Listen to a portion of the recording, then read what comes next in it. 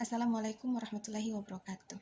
Perkenalkan, nama saya Alia Putri Menawati. Kami dari kelompok 7 akan mempresentasikan hasil diskusi kami yang berjudul fluida. Fluida merupakan sesuatu yang dapat mengalir sehingga sering disebut sebagai zat cair. Fase zat cair dan gas termasuk di dalam jenis fluida, yaitu fluida dinamik dan statik. Fluida dinamik merupakan fluida cair dan gas yang alirannya agak bergerak secara ideal atau memiliki kecepatan konstan. Dengan kata lain, aliran tidak mengalami perubahan terhadap waktu. Selain itu, alirannya juga akan mengalami tubelan. Fluida statik mempunyai bentuk yang dapat berubah secara kontinnya, seperti wadahnya, sebagai akibat gaya geser. Baiklah, di sini saya akan menjelaskan tentang massa jenis. Massa jenis yaitu pengukuran massa setiap volume benda. Semakin tinggi massa jenis suatu benda, maka semakin besar pula massa setiap volumenya. Suatu sifat penting dari zat adalah rasio massa terhadap volume yang dinamakan massa jenis, yaitu P densitas massa jenis, M massa benda, V volume benda. Dalam dunia medis, satuan densitas lebih sering dinyatakan sebagai GRCC, speaking relative 1 SG. Assalamualaikum warahmatullahi wabarakatuh. Perkenalkan, nama saya Zahra Zinu. Saya akan melanjutkan penjelasan dari teman saya sebelumnya. Saya akan menjelaskan poin tekanan. Contohnya, kenapa ayam sulit berjalan di atas tanah yang lembek, sedangkan itik relatif lebih mudah? Kalau tangan kita ditekan oleh pena yang lebih runcing, terasa lebih sakit daripada ujung bagian tumpulnya. Fluida tidak dapat menahan tegangan geser dan tegangan tarik. Tegangan yang terjadi pada objek yang tenggelam, tegangan yang cenderung menekan objek dari semua sisi. Gaya yang ditimbulkan oleh fluida statis pada suatu objek selalu tegak lurus pada permukaan objek. P sama dengan F per A. P sama dengan mg per A sama dengan P Vg per A sama dengan PG V per A sama dengan PGH. Oke. P sama dengan tekanan 1 N per meter sama dengan 1 PA.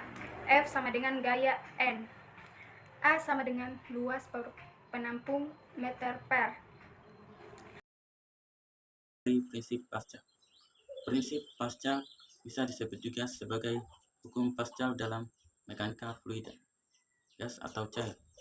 Tekanan yang diberikan pada suatu cairan yang tertutup kemudian diteruskan kepada dalam fluida dan ke dinding bejana.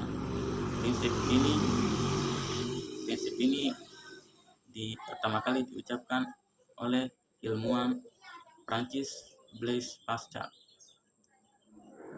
Prinsip ini sudah diterapkan dalam kehidupan sehari-hari dalam bidang teknologi. Contohnya rem hidrolik, pipa hidrolik, dan mesin pengempes kapas. Penerapan dari prinsip Pascal memiliki persamaan dengan rumus, yaitu P1 sama dengan P2. Kemudian dari rumus tersebut muncul persamaan baru, yaitu F1 per A2 sama dengan F2 per A2. Dari penerapan prinsip Pascal tersebut bisa diartikan sebagai bahwa prinsip Pascal seringkali digunakan dalam beberapa industri yang membutuhkan gaya besar dengan tenaga yang kecil. Saya akan menjelaskan materi tentang hukum Archimedes. Hukum Archimedes ini pertama kali ditemukan oleh seorang ilmuwan terkemuka dari Yunani pada tahun 212 sampai 287 sebelum Masehi, bernama Archimedes. Archimedes ini adalah seorang ilmuwan yang menguasai berbagai macam bidang ilmu pengetahuan, mulai dari matematika, fisika, teknik, astronomi, sampai filsafat. Bunyi hukum Archimedes antara lain, suatu benda atau zat yang dimasukkan sebagian atau seluruhnya ke dalam zat cair akan mengalami gaya ke atas yang besarnya sama dengan massa zat cair yang dipindahkan oleh benda tersebut.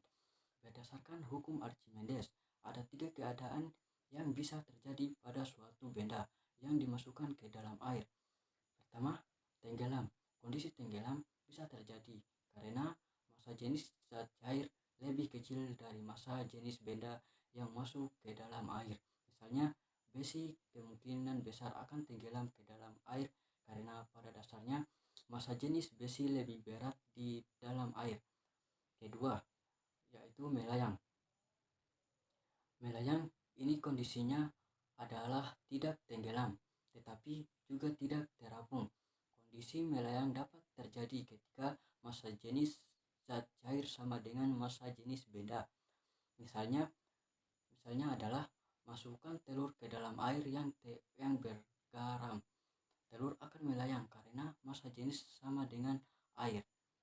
Melayang ini juga menjawab mengapa ikan tidak tenggelam. Ikan tidak tenggelam karena mereka bisa menyamakan berat mereka dengan air. Kondisi yang ketiga yaitu mengapung. Mengapung adalah kondisi ketika suatu benda tidak tenggelam tetapi berada di atas permukaan air. Kondisi ini bisa terjadi jika massa jenis air lebih besar daripada benda. Rumus hukum Archimedes.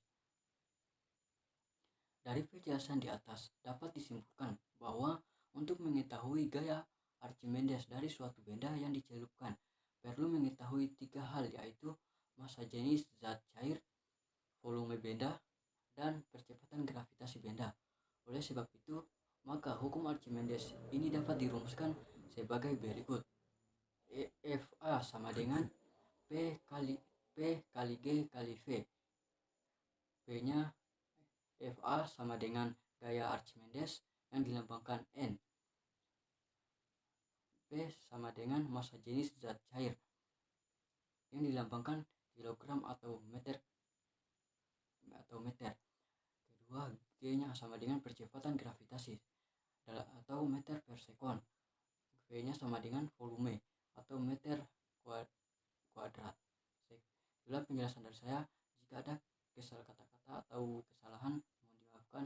Assalamualaikum warahmatullahi wabarakatuh.